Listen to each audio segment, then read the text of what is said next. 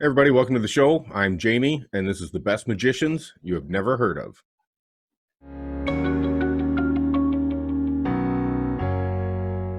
Hey everybody, welcome to the show. Today's guest is a comedy magician who loves stage magic.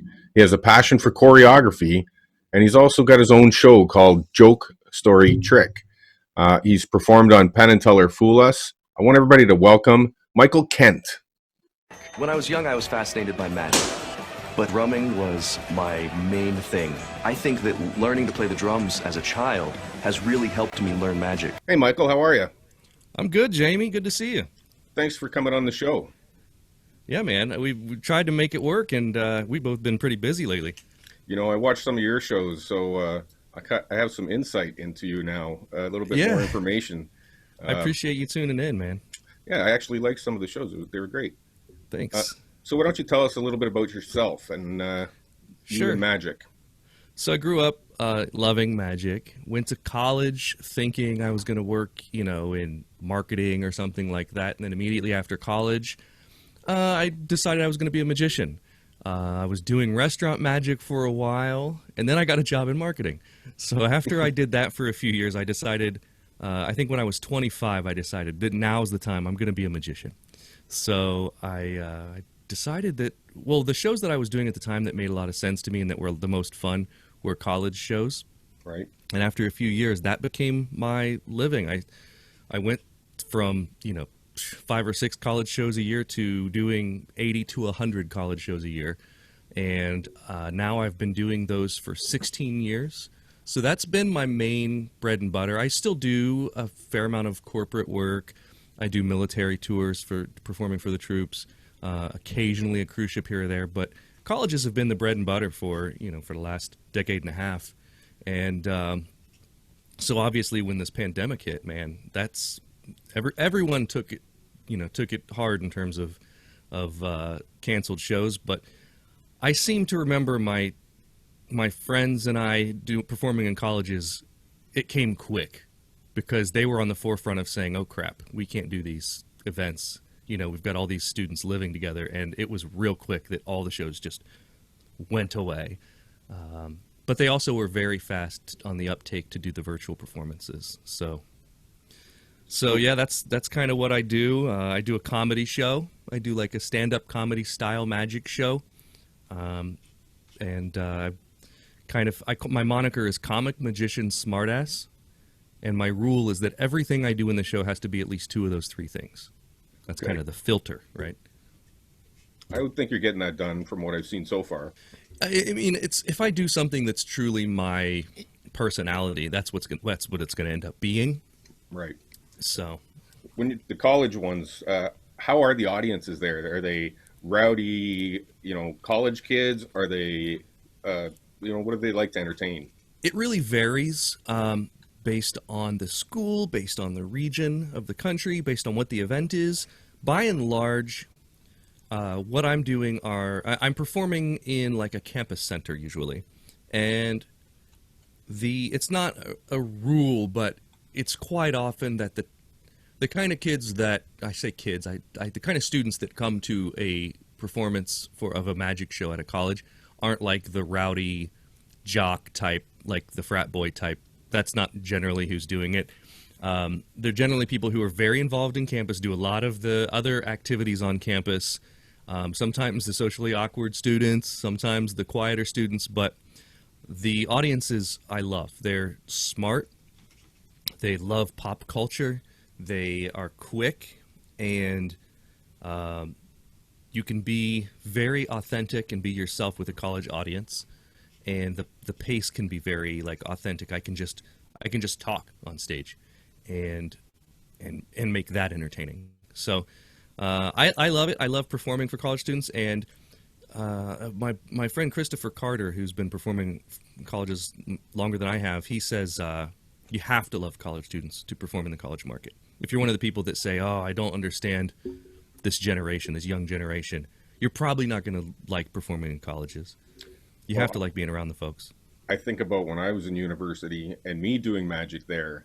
That was Yeah. completely different to what you're doing. I was in the, people are doing beer bongs and There's Yeah, all and that's kinds of what that craziness going on, and that so I was was my wondering. experience too. I was, Yeah, and I think when I started performing in colleges, I probably thought that's what it was going to be like, and that's everyone's first impression when you say, college magician. exactly why I But asked.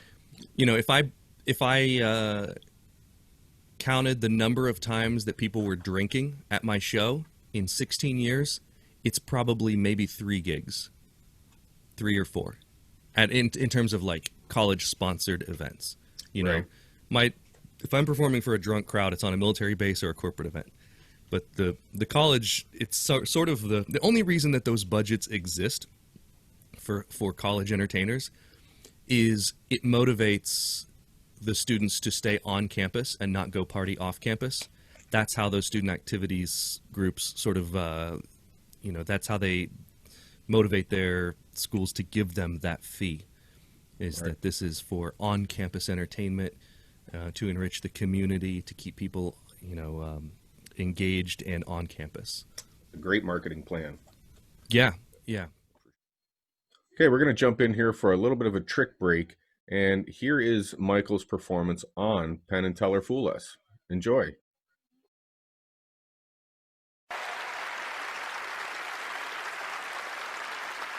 Would you like to see something amazing? Say yeah. Oh, good. This is a thing with a bottle and a glass. And the idea is to get the bottle and the glass to switch places. I'm going to do that using nothing but these 2 red tubes. I can still do it. It's okay. Nothing but these 2 red tubes. You cover the bottle, you cover the glass. On the count of 3, 1, 2, 3. Nothing happens. Unless you're cross-eyed, that was awesome. It didn't work because I didn't say the magic words. The magic words are change. Help me out. Change. Louder. Change. I feel like Obama. Let's see if it worked. The bottle is now here. The glass is now here. That's the easy part. The hard part is getting them to go back to where they were. I need different magic words for that. Let's say, make them go back. Make them go back. Let's see if it worked. What? You did it. You did it. Sometimes I can actually do this. I love that sound. Let's do it again. Remember, tube number 1 covers the bottle. Tube number, oh, sorry, my bad, sorry. Tube number 2 covers the glass. That's a bottle, that's a glass. We'll do it again. We'll do it again. Tube number 1 covers the bottle. Tube number 2, sorry. Tube number 2 covers the glass. That's a bottle, that's a glass. We'll do it one more time, using only 1 tube. If you cover the glass, that becomes a bottle. If you cover the bottle, that becomes a glass. That means there's an extra bottle. You put it right here. You don't let people see it. If you cover the glass, that becomes a bottle. If you cover the bottle, that becomes a glass. That means there's an extra bottle. That means you got to put it away. Sometimes when I do this, I don't use any glasses. If you don't use any glasses, of course, you need to use 2 bottles with an extra bottle. I don't know why, but it fits with the theme of what I'm doing here. There's another one here, but if there's one here, there's one here. There's one here, there's one here, there's one here, there's a glass here, there's a bottle here, there's a bottle there, and that's the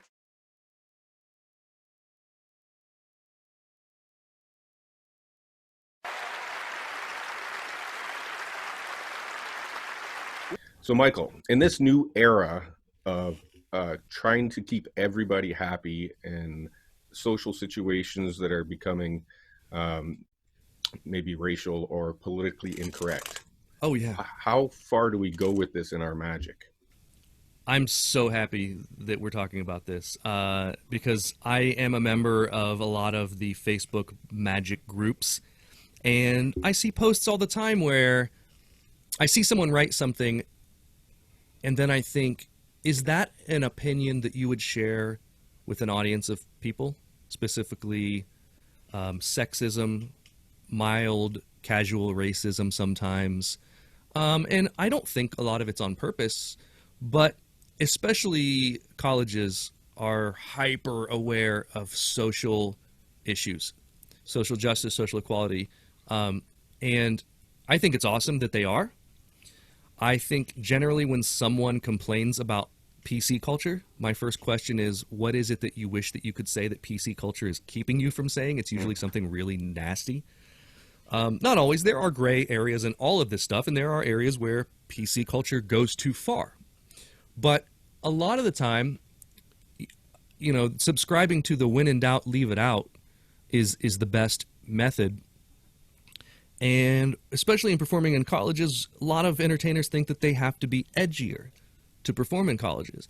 I made my name sort of being an edgier magician in colleges. I don't know how I did it. I don't suggest anyone else does that. And what I mean by that is sort of being a smartass and being able to swear on stage and things like that. And I think that's fine as long as they know that your intentions are in the right spot and they trust you and they like you, then you can get away with a lot more. But never, ever make any comments about something about that person that they can't control. And what I mean by that is making fun of someone's name. This is something I recently thought back on. I used to do a joke in the show where if someone had a name that was difficult to pronounce, maybe a foreign name or an ethnic name or something that I didn't quite understand. Indian names are very difficult for me to repeat after hearing them once. So I would make a joke, like if I said, "What's your name?" and they said their name and it was something long, I would say, "All right, we're just going to call you Henry." And it would get a laugh anywhere I go. It would get a laugh even from the person who I'm saying that to. But that's a nervous laugh for them, and I don't like that laugh. So the last 5 or 6 years, I've been very conscious of not making that joke, not making any jokes about someone's name, which is like the most personal thing to a person. So now I make a real effort to try to learn their name and say their name without making jokes, because they probably have a difficult time with that already in their normal everyday life. But it doesn't have to be a derogatory joke. It could be a pun. I don't see it as I don't see it as derogatory. I see it as easy, and maybe they're sick of it. That's the way I see it. Yeah, they don't want to hear something like that. But if you can have something that's creative. Absolutely. If you make a pun on their joke or something like that, or on their name or something like that, absolutely. Unless, like I said, unless it's like the completely easy joke that they have heard, I don't want to make the audience say, "Oh my God, everyone probably says that to that person every day." Obviously, anything that involves anything involving race or sexuality, just off the table. And it should be off the table. Those aren't creative or inventive jokes. They're bottom rung, easy jokes that are cheap, and they, like I said, they're those types of things. Now, I'm very strongly opinionated when it comes to this type of thing, and to each their own. But in this climate, man, I don't want to see people get canceled. So let's talk about some magic. Sure. We've been on here for I don't know how long yet, but I haven't seen a single trick. You got something you're going to show? You got to have something. Yeah, actually. Do you have a deck of cards with you? I'm certain I do. They're not aces, right? Yeah, so I've asked you to remove 4 aces. And what we're going to do, Jamie, is imagine, we're going to do a magic trick that simulates that you've gotten to the gig, and the first thing you've done is dropped your cards on the floor. And we're going to go through, we're going to imagine if that were to happen virtually. I'm going to try to force my will on your cards from here in Ohio. So we need 16 cards other than that. So we've got your 4 aces and 16 other cards, and those are the only cards we need, just those 20. Perfect. So the first step is that you're going to lose, let me get this camera on, there we go. You're going to lose these 4 aces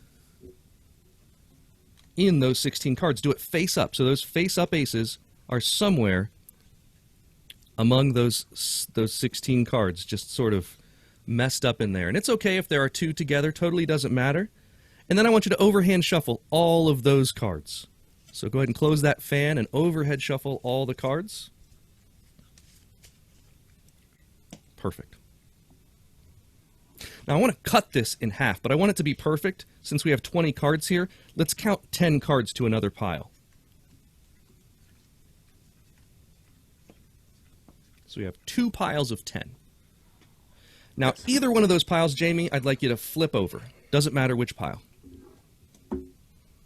Good. Now, I want to shuffle these two piles together just to mix up face-down cards into face-up cards, but I want this to be like a perfect pharaoh, so instead of pharaohing, we'll just make a third pile where we do one from the left and then one from the right, and we'll just continue through the whole pack that way. One from the left, one from the right.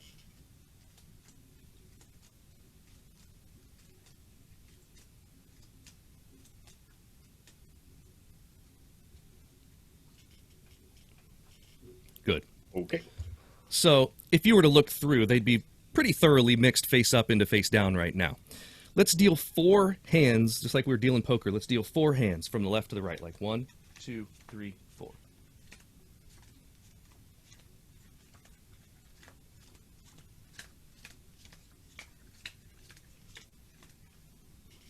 Okay, so the order that you dealt those, 1 is the first one on your upper left, 2 is the one on your upper right, the third one is your lower left, and the fourth one is your lower right. Yes. So we have 1, 2, 3, and 4. Do you want to do odds or evens? Odds. Odds. So that's 1 and 3, your upper left and your lower right. Yes. I'd like you to either put 1 on top of 3 or 3 on top of 1. No, that's 2. I'm 1, sorry. 2, 3.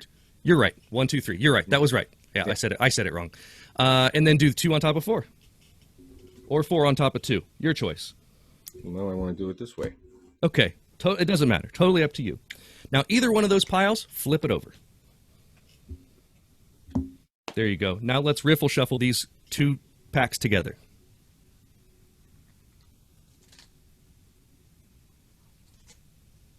Now, turn that over and put your hand on top of it. Don't move. So if we were to look through right now, you would see that there are face-up cards and face-down cards intermixed. You can see mine. I've done all the same moves you have. Yes. And I'm going to put my hand on top. Like I said, I'm here in Columbus, Ohio, and you're in a completely different country. An international Zoom call all the way to Windsor, Canada, a full 3 hours away from here.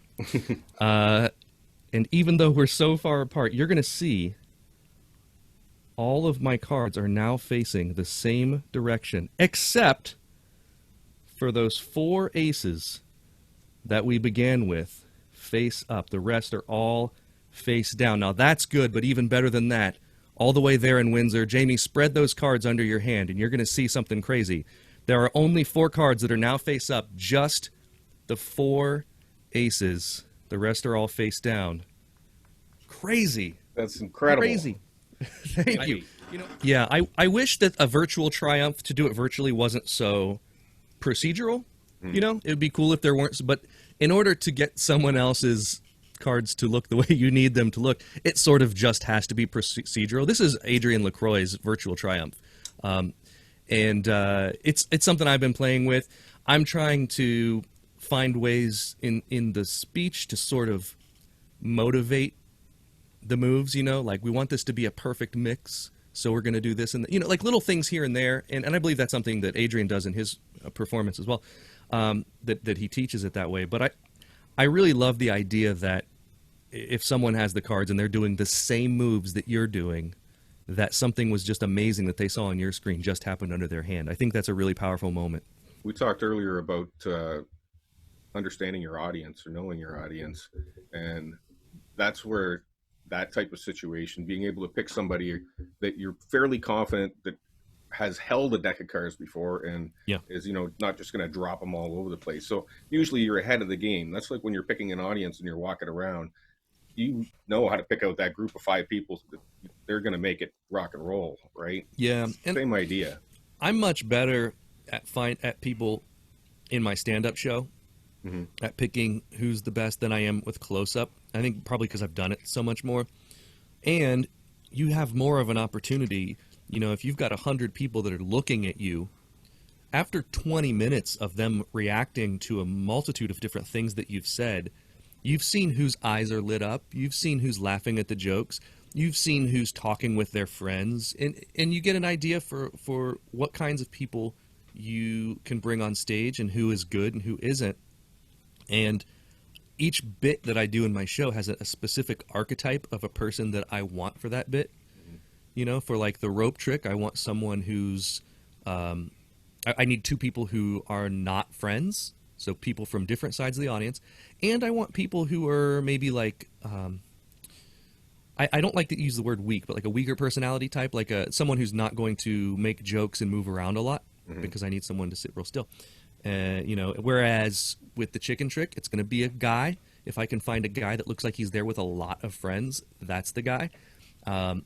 It's never someone who looks like they would be made fun of. It's got to be someone who looks like they can take a good joke, that type of thing. So You brought it up right before I was about to, because I wanted to talk about the chicken trick. okay. So we're talking now about a little bit bigger stage trick Yeah. with your audience. Sure. Let's talk about that trick and the whole, just like the way it all fits together kind of idea. It's to wrap your mind around. It's the one thing in my show that I've done longer than anything else, and it's become my calling card. To where they will, when I book a show, they'll say, "Okay, you're going to bring the chicken, right?" You know, that's how. And it's not a real chicken. It's a trick that began with a rubber chicken. And this, I shit you not. Excuse me. I don't know if you cuss on this show. That's fine. The trick used to be a jumbo deck with a duplicate card and my signature on the card, and it would end up inside a rubber chicken that they were holding. Okay, not a very good magic trick. Then I tried to figure out, okay, how can I make it a better magic trick? Well, let's use a signed card for, you know, them signing the card. So we use that with a regular deck of cards, and it's a lot easier. Then I wanted to have it inside an egg. So then I figured out how it's their signature, it's inside an egg. And then after doing it that way for, I don't know, 8 or 9 years, I said, well, what if it's not in the rubber chicken and there's some sort of mistake, and it ends up inside a raw chicken? So then that's how I did it. So now, when I bring out the rubber chicken, I explain how weird it is that rubber chickens look the way they do. They don't look like any actual chickens that anyone has seen. And then I bring out a raw chicken as an example. Can and I just put a kind of link put it aside. Can I put a link to this?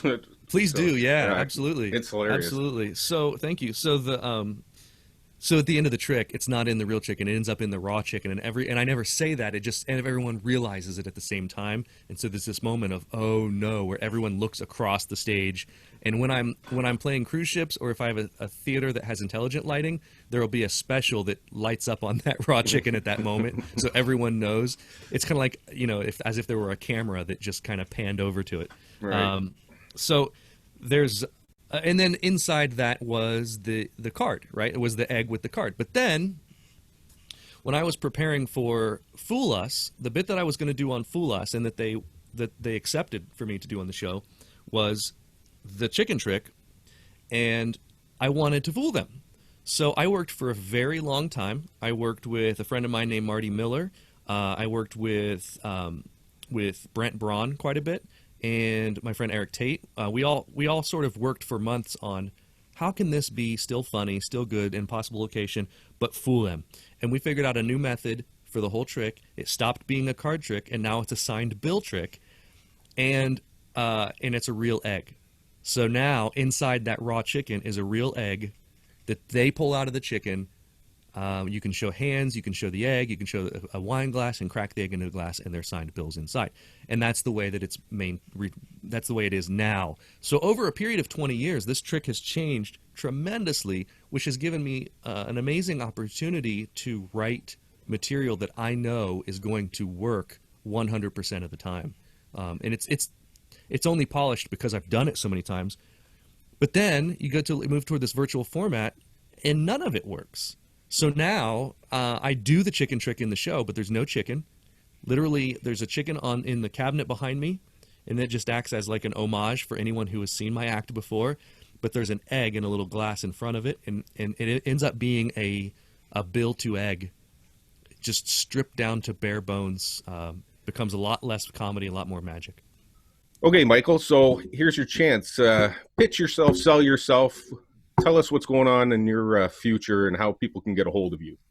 Well, everything that I do is at michaelkentlive.com, but I'm very active on social media. If you're a magician and you're listening to this, I think you, when we go back to the normal world, should be using a handheld microphone. And I know that that's a hard sell on a lot of people, and they might say, why? I'm a firm believer, and Ken Weber told me this years ago, that if you perform with a handheld microphone, you can work any room in the world. And I, in the last 10 years, have been able to prove that. I will never go back to using a lav mic or a headset mic. There's a ton more stuff you can do with a handheld mic on stage as a magician. So I put together a lecture on that. So that is at microphonemanagement.com. It's a $50 download, $49.95 or whatever. And I've had nothing but amazing reviews of that. I've had some of the top pros in our business download that and tell me they learned stuff that they had never heard of. So it's microphonemanagement.com. Also, I do a live stream show every Tuesday night at 9 p.m. It's called Joke, Story, Trick. And that is on Facebook, YouTube, and Twitch every Tuesday night. It's funny and wacky and entertaining. Thanks. And sometimes we have celebrity guests. I've had Hal Sparks. I've had a U.S. Congressman. I've had a Navy SEAL. This next week we have John Fugelsang, who he used to be the host of America's Funniest Home Videos. Yep. I saw that either today or yesterday. I saw that. Yeah, John's great. And I follow John on his social media, and I'm excited to have him on the show next week. And I'll put a link in the description for that microphone thing. Yeah, microphone management. You can find all the back episodes of Joke Story Trick at jokestorytrick.com. Yeah, you know what? Check them out, guys. It's really, really funny. So I want to thank you for being on the show. I've had such a blast talking about all this crazy stuff. Yeah, man. Thanks for thinking of me and having me on. And I'm happy to meet more magicians that I've not met before. Oh, that's fantastic. I also want to thank the audience. I appreciate you coming in every week. The best magicians you have never heard of with Michael Kent, and now you've heard of him. Thanks for watching. Hit like and subscribe.